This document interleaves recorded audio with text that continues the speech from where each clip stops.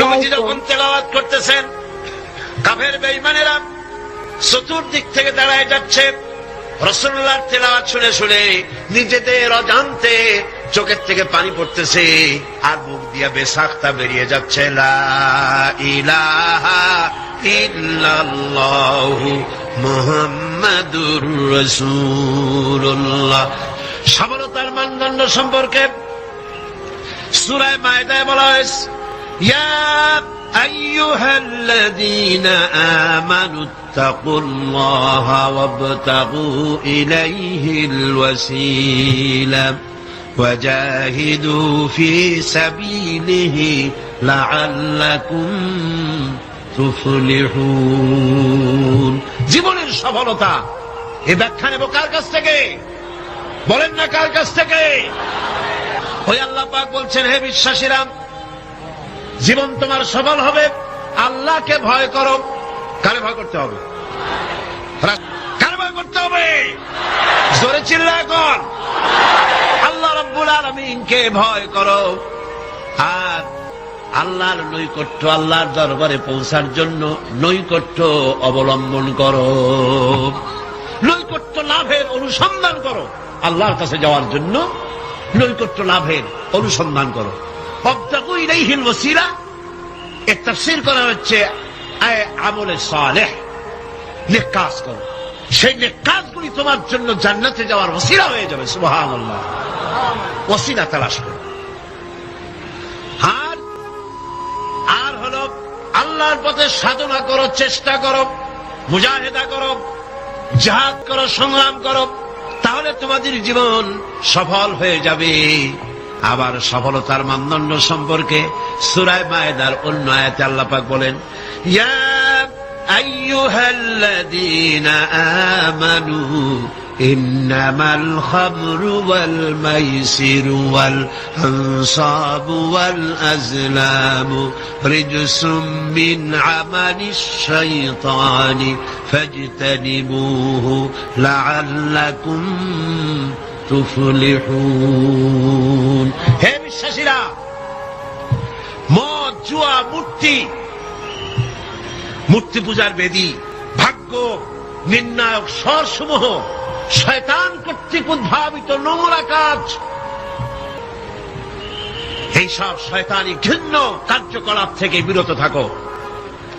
শয়তান চায় মদ এবং জুয়ার মাধ্যমে তোমাদেরকে আল্লাহর জিকির স্মরণ থেকে গাফিল করে দিতে, তোমাদের পারস্পরিক, তোমাদের মধ্যে শত্রুতা বৃদ্ধি করে দিতে চায়। ফাহাল আনতুম মুনতাহুন, এগুলি শোনার পরেও কি তোমরা এই মদ আর জুয়া থেকে ফিরে থাকবে না? কে বলতেছেন? কে বলতেছেন? এর থেকে ফিরে থাকো, লাআল্লাকুম তুফলিহুন, আশা করা যায় তোমরা সফল কাম হবে। আমরা সফলতার আশা করি আল্লাহ নিষিদ্ধ জিনিসকে জারি করে দিয়ে, আল্লাহ নিষেধ করা জিনিসগুলি চালু করে দিয়ে তার মধ্যে সফলতা আশা করি। আর আল্লাহ বলেন, আমার নিষিদ্ধ করা জিনিসগুলিকে দুনিয়ার বুকে নিষেধ করো, বন্ধ করে দাও, তাহলে সফল হবে। আল্লাহ পাক আরেকটি গুরুত্বপূর্ণ কথা সামনে বলছেন। আল্লাহর কথা সবই গুরুত্বপূর্ণ। আল্লাহর কথা কি? সবই গুরুত্বপূর্ণ। আল্লাহ পাক বলেন, وَمِنَ النَّاسِ مَن يَشْتَرِي لَهْوَ الْحَدِيثِ لِيُضِلَّ عَن سَبِيلِ اللَّهِ بِغَيْرِ عِلْمٍ وَيَتَّخِذَهَا هُزُوًا أُولَئِكَ لَهُمْ عَذَابٌ مُهِينٌ। লোকেদের মধ্যে এমন লোক আছে যারা মনোমুগ্ধকর কথা কিনে আনে জ্ঞান ছাড়াই, আল্লাহর পথ থেকে মানুষকে ফিরায় রাখার জন্য। ওয়াত্তাখিযাহা হুজুয়া, আর আল্লাহর পথে মানুষ যেন চলতে না পারে সেই জন্য এই পথকে তারা হাসি এবং ঠাট্টা বিদ্রুপ করে। উলাইকা লাহুম আযাবুম মুহিন, এদের জন্য রয়েছে লাঞ্ছনাকর শাস্তি। আর কি? وَإِذَا تُتْلَى عَلَيْهِ آيَاتُنَا وَلَّى مُسْتَكْبِرًا كَأَن لَّمْ يَسْمَعْهَا كَأَنَّ فِي أُذُنَيْهِ وَقْرًا فَبَشِّرْهُ بِعَذَابٍ أَلِيمٍ। আর যখন তাকে আমার আয়াত তেলাওয়াত করে শোনানো হয়, সে দর্প ভরে অ্যাবাউট টার্ন করে, দর্প পরে পিঠ ফিরায় চলে যায়। কাল্লাম ইয়াসমাহা, যেমন সে শুনতেই পায় নাই। কান্না ফি উযনাইহি ওয়াকরা, যেন সে বধির কালা, আমার কথা যেন শুনিই নাই, এমনই অবস্থা। এই লাহওয়াল হাদিস, এই জিনিসটাকে এটা বুঝতে হবে। এই মুহূর্তে সবচাইতে জরুরি কথা লাহওয়াল হাদিস। এগুলো হচ্ছে একদিকে আল্লাহর পক্ষ থেকে পথ নির্দেশনা আসছে, অনুগ্রহ আসছে, সেটার নাম হচ্ছে, সেটা দিয়ে লোকেরা লাভবান হচ্ছে, তার নাম কিতাব কোরআন শরীফ। তার নাম কি? কোরআন শরীফ। অন্যদিকে ওই সব সৌভাগ্যবান ব্যক্তির পাশাপাশি এমন দুর্ভাগা লোকেরাও রয়েছে যারা আল্লাহর আয়াতের মোকাবেলায় ভিন্ন পদ্ধতি গ্রহণ করেছে। সেটা কি? তারা বিভিন্ন মনোমুগ্ধকর কথা বিভিন্ন জায়গা থেকে আমদানি করেছে।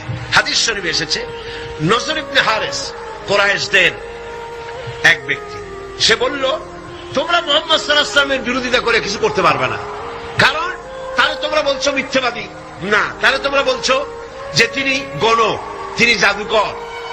এই কথা বলে তোমরা কুল পাবে না, কারণ তিনি এই সমাজের ভেতরেই বেড়ে উঠেছেন, জিন্দেগিতে তিনি একটি মিথ্যে কথা বলেন নাই, কাউকে ঠকান নাই, কারোর সঙ্গে প্রতারণা করেন নাই। এই লোকের বিরুদ্ধে এই সমস্ত কথা বলে তোমরা কুলাইতে পারবে না। তবে আমি এই ধান্দাবাজি তোমরা ছাড়ো, কোরআন শরীফের কাছে যাতে মানুষ না যায়। মানুষগুলি হেদায়েত হচ্ছে কি কারণে? এক রসুল দেখে আর এক কোরআন শুনে। কারণ কয়টা? দুইটা। কয়টা কারণ?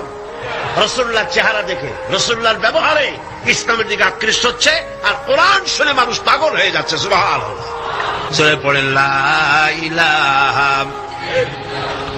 লা ইলাহা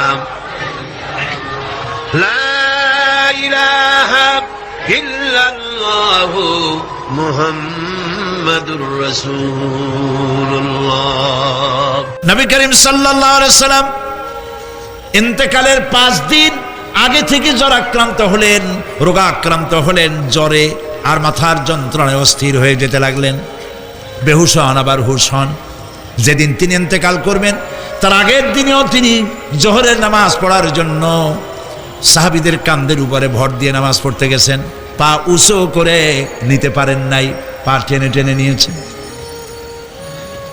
তিনি সেখানে খুতবা দিলেন, বললেন, ও আমার উম্মতেরা, এই পৃথিবীতে আল্লাহ রাব্বুল আলামিন তার এক বান্দাকে পৃথিবীর সব জাগতিক সম্পদ দিতে চেয়েছিলেন, কিন্তু সেই বান্দা সব জাগতিক সম্পদকে উপেক্ষা করে আল্লাহর সঙ্গে দিদার করা বেশি পছন্দ করেছেন।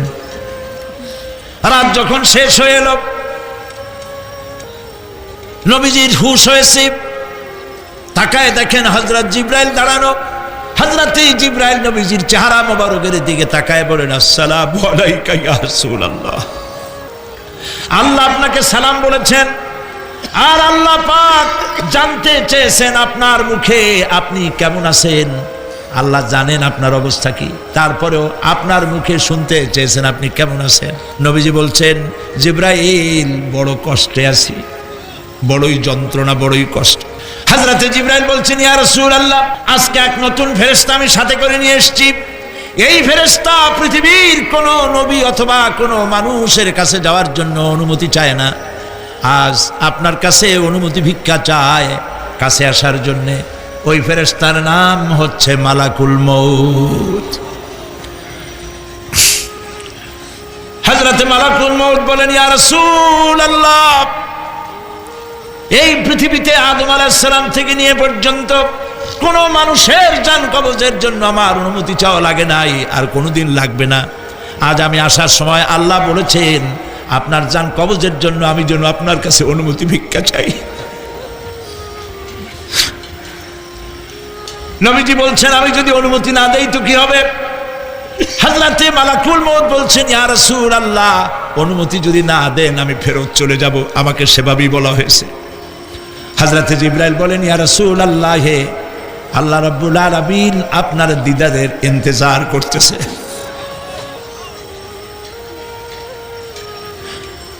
নবীজি বলছেন, মালাকুল মউত, তুমি জান কবজের কাজ শুরু করো।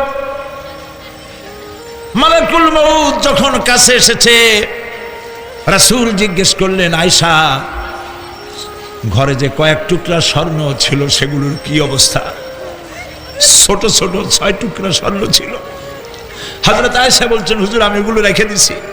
হুজুর বলছেন, না, রাখতে পারবে না, আমার ইন্তেকালের আগে খয়রাত করে দাও। মুহাম্মদ সাল্লাল্লাহু আলাইহি ওয়াসাল্লাম আল্লাহর কাছে অবস্থায় উঠবে না যে তার ঘরের ভিতরে সোনা ছিল, দিয়ে দাও, খয়রাত করে দিয়ে দাও। হযরতে মালাকুল মউত রাসূলের জান কবজ শুরু করে দিলেন। রাসূলুল্লাহ জীবনের শেষ কথা বললেন, আসসালাত আসসালাত ওমা মালাকাত আইমানুকুম। আমার উম্মতেরা বিদায় লগ্নে বলে গেলাম, নামাজ নামাজ নামাজ ছেড়ে দিও না। প্রিয় ভাইরা, নবী করিম সাল্লাল্লাহু আলাইহি ওয়াসাল্লাম জীবনের শেষ কথা বলে গেছেন নামাজ। সেই নামাজে আমাদের যত সব অবহেলা, স্ত্রীকে নামাজ পড়ান, বউকে নামাজ পড়ান, ছেলে মেয়েকে নামাজ পড়ান। দোকানদার ভাইরা যখন আজান হয়ে যাবে দোকান বন্ধ করে দেন, আপনি আপনার কর্মচারীরা নামাজ পড়তে যান। যতটুকু লা ইলাহা ইল্লাল্লাহু মুহাম্মাদুর রাসূলুল্লাহ। প্রিয় ভাই ও বোনেরা, আজকের এই ওয়াজ থেকে যদি একটি কথাও আপনার হৃদয়কে স্পর্শ করে, তাহলে আজ থেকেই আল্লাহর পথে ফিরে আসুন। 5 ওয়াক্ত সালাতকে জীবনে সর্বোচ্চ গুরুত্ব দিন এবং কোরআন ও সুন্নাহ অনুযায়ী জীবন গড়ে তুলুন। আল্লাহ তাআলা আমাদের সবাইকে দুনিয়া ও আখিরাতে সফলতা দান করুক, আমিন। আসসালামু আলাইকুম। সবাই ভালো থাকুন। ধন্যবাদ ভিডিওটি দেখার জন্য।